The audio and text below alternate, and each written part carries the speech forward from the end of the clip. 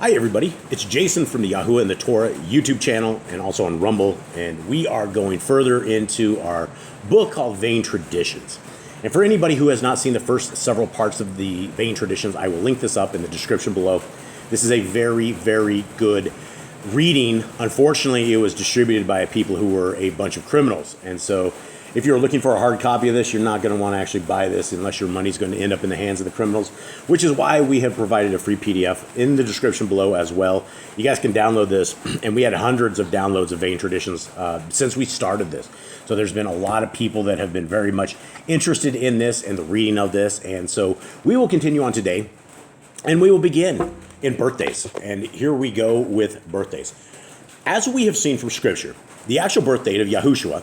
And let me preface this by saying that for those who have not seen any other of these readings, we say Yahushua as Jesus the Christ because there were no J's in Hebrew. The letter J was not invented until the year 1500s. There's somewhere in the 1500s, like 1529 or 1524, somewhere in there, the actual letter J was given to us in our alphabet. Prior to this, we didn't have the letter J, and in Hebrew, there's absolutely no letter J. So a Hebrew man's name would have not been called Jesus. It was called Yahushua.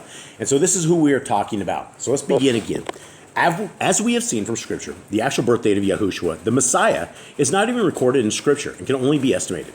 If we are not even commanded to celebrate the birth of the Messiah, then what right do we have to indulge in self-gratifying celebration of one's own birth? The facts are, no one in Scripture is recorded to have celebrated their birthday except for those of foreign pagan nations. Pharaoh, Genesis 40:20, and Herod, Matthew 14:6. Most of the traditions surrounding a birthday celebration are associated with paganism and worship of false gods. Birthday traditions are not only rooted in pagan practice of astrology, but Egyptian pharaohs ordered businesses to close on their birthdays and gave enormous feasts. He was considered the incarnate son. In ancient Greece, wealthy males joined birthday clubs composed exclusively of men who shared their birthday, celebrating monthly with a feast. Persian noblemen observed their birthdays with a barbecue and serving hundreds of small cakes to celebrants. After one's own birthday, the two major satanic holidays are Walpurgisnacht and Halloween. Anton LaVey. That's from the Satanic Bible, September 1st, 1976, page 96. So this is all from anybody who does not know who Anton LaVey is. Anton LaVey was one of the main reasons the Church of Satan even exists. He's the guy that invented a tremendous amount of this stuff, brought it to a religion that people actually celebrate. So he's talking about whatever Walpurgisnacht and Halloween. Those are satanic, and then at the expense of birthdays being celebrated.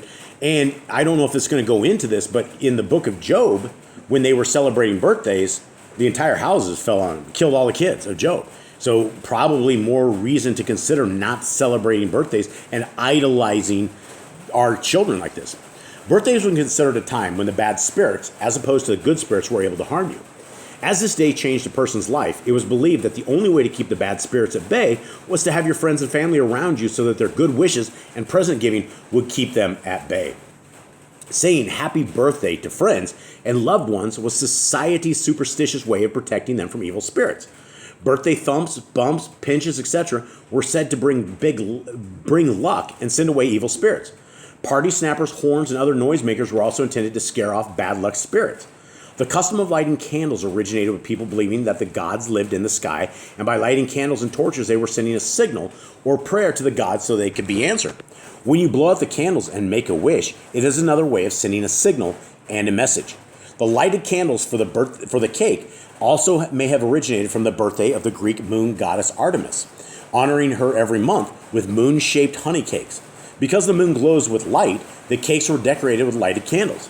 Also take note that candles are a ritualistic part of nearly every one of the pagan celebrations covered. Jeremiah 7:18.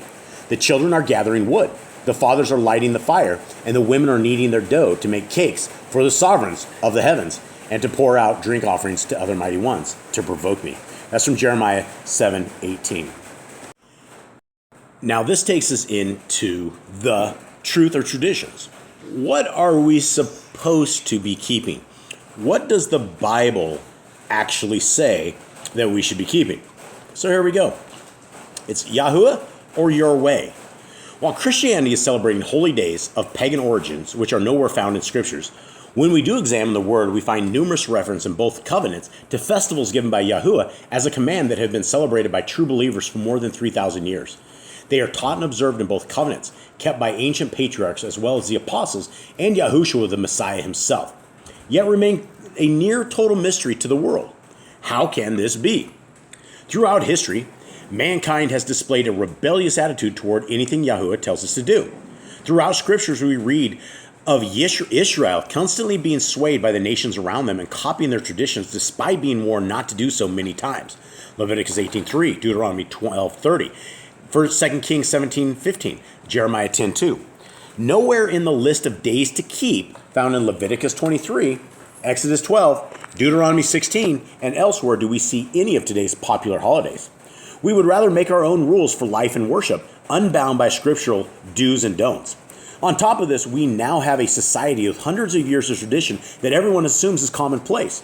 No one ever asks, do you keep Christmas? They just assume you do, as most everyone else, and to go against this tradition is already a huge obstacle for most believers. In the case of Christmas, for example, those who refuse to buy into the story and the tradition are labeled as a Scrooge, thanks to popular media or fun spoilers. The key to true worship is honoring Yahuwah according to his commands, worshiping in truth as well as in spirit. John 4:23 says this, "But the hour is coming and now is, when the true worshiper shall worship the Father in spirit and truth, for the Father also seeks such to worship him." We are presented the same decision as ancient Israel. Keep Yahuwah's days as commanded or ignore them and follow the inventions and conventions of man. Today's religious leaders completely disregard the fact that Yahushua the Messiah, his apostles, and all the believers in the New Testament observed the very days found in Leviticus 23, and they will keep them again in the new heavens and earth, as in prophecy. Zechariah 14:16-19 says this, "And it shall come to pass that all who are left from all the Gentiles which came up against Jerusalem shall go up from year to year to bow themselves to the sovereign, Yahuwah of hosts, and to celebrate the festival of Sukkot." The fact begs another question. If the scriptural days were kept by the early believers and will be kept in the new heavens and earth, why shouldn't they be observed now? Yahushua kept the festivals, and scripture commands us to walk as he walked. 1 John 3:6, and that he left us an example to follow. 1 Peter 2:21. Shouldn't we be following it? It is appalling for those who seek the truth cannot get the truth from religious leaders who are supposed to be guiding them into it. Instead, they are left feeling rebuked whenever they inquire about why the church ignores the Kodesh days commanded in Scripture. Ezekiel prophesied of this very thing. Ezekiel 22:26. Her Kohanim, which are priests, have done violence to my Torah, and they profane my Kodesh, which is holy matters. They have not distinguished between the Kodesh and profane, nor have they made known the difference between the unclean and the clean. And they have hidden their eyes from my Shabbatoth, and I am profaned in their midst. Again, Shabbatoth, for those who do not know, is the Shabbat. It's the seventh day. If one seriously studies the scriptures with an open mind, it will be quite clear that mainstream Christianity is ignoring some of the most important truths of Scripture, Yahuwah's laws. While preaching how unnecessary Yahuwah's scriptural festivals are, the Christian church venerates and celebrates with zealous enthusiasm the popular pagan holidays that are completely missing from the Word. So what will it be? Holy days or Kodesh days? Do you love tradition more than truth? Is your desire to please people or to please Yahuwah? It's your choice, and so are the consequences of what you choose. These are Yahuwah's appointed times. Leviticus chapter 23. And Yahuwah spoke to Moshe, saying, "Speak to the children of Israel and say to them, the appointed times of Yahuwah, which you are to proclaim as Kodesh gatherings, my appointed times are these. Sabbath. 6 days work is done, but the seventh day is a Shabbat of rest, a Kodesh gathering. You do no work. It is a Shabbat to Yahuwah in all your dwellings. These are the appointed times of Yahuwah, Kodesh gatherings, which you are to proclaim at their appointed times." Now, when we have the Sabbath day, nobody keeps the Sabbath day. Everybody has replaced the seventh day for Sunday, the day of the sun. And we've talked about this in parts 1, 2, and 3, about this ad nauseum. So when you replace the Sabbath day for a day that is not your creator's, you are doing things your way. The seventh day is something that we should be keeping for all generations. It's for all of us. but yet everybody goes shopping on a Saturday, right? And it's not a Saturday. It's not the day of the sun. It is the seventh day. We were never, ever told to have week names. Passover. In the first month, on the 14th day of the month, between the evenings, is the Pesach, Passover to Yahuwah, of unleavened bread, another festival. And on the 15th day of this month is the festival of Matzah to Yahuwah. 7 days you shall eat unleavened bread. On the first day you have a Kodesh gathering. You do no servile work. On the seventh day is a Kodesh gathering. You do no servile work. Here's another appointed time. The weeks, Shavuot. And from the morrow after the Shabbat, from the day that you brought the sheaf of the wave offering, you shall count for yourselves 7 completed Shabbatot. Until the morrow after the 7th Shabbat, you count 50 days. Then you shall bring a new grain offering to Yahuwah, and on this same day you shall proclaim a Kodesh gathering for yourselves. You do no servile work on it. A law forever in all your dwellings throughout your generations. Here's another appointed time.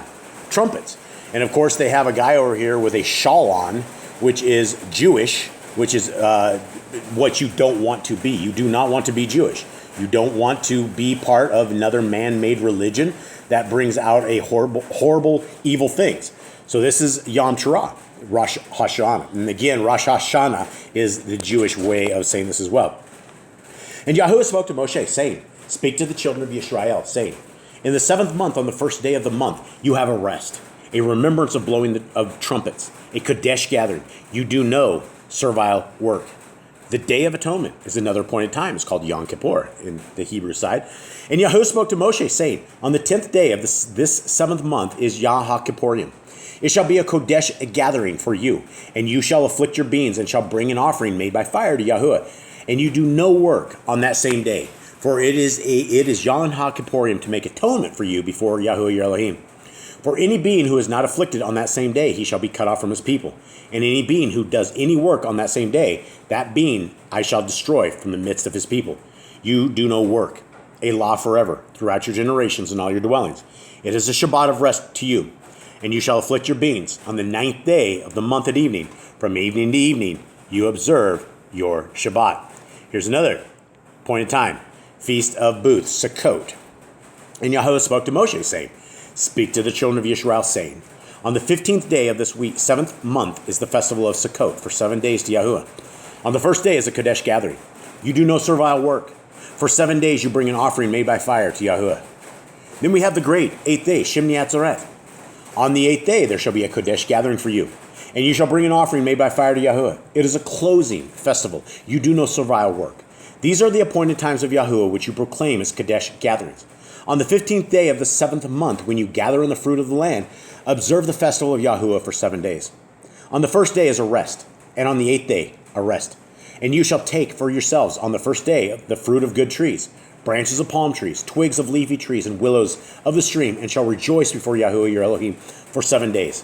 And you shall observe it as a festival to Yahuwah for 7 days in the year, a law forever in your generations. Observe it in the 7th month. Dwell in booths for 7 days. All who are native Yisraelites dwell in the booths, so that your generations know that I made the children of Yisrael dwell in booths when I brought them out of the land of Mitzrayim. I am Yahuwah your Elohim. Thus did Moshe speak of the appointed times to the children of Yisrael. So with that, everybody, this will be a short segment. We will leave it at this. We have our birthdays pagan. Yes, absolutely. Is Christmas pagan? Absolutely. Is Easter pagan? Absolutely. These are the festivals right here that our Creator has told us to keep. He has never told us to keep a birthday. He has never told us to keep Christmas. He's never told us to keep Hanukkah. He never told us to keep Easter. He never told us to keep Thanksgiving. None of these. Every one of these days are pagan. So if you're looking for what our Creator wants from all of us, the beginning of the appointed times is a day that begins every single week. It's called the Shabbat. It is the 7th day of the week. It's the day of rest. And so if you guys are looking for the kingdom to come, if you are looking for the way that our Creator wants us to obey, the way He wants us to live our lives, the way He wants us to treat others, it is all found in the books of Genesis, Exodus, Leviticus, Numbers, and Deuteronomy. Then if you want the complete picture, then pick up the books of Matthew, Mark, Luke, and John. You don't need anything other than 9 books to figure out the path of the kingdom. And if you take things outside of those books, then you're breaking Torah. You're breaking Deuteronomy 4:2, which says not to take away or not to add to the Torah. And all of these appointed times that we have, including birthdays, are pagan. Have a good day.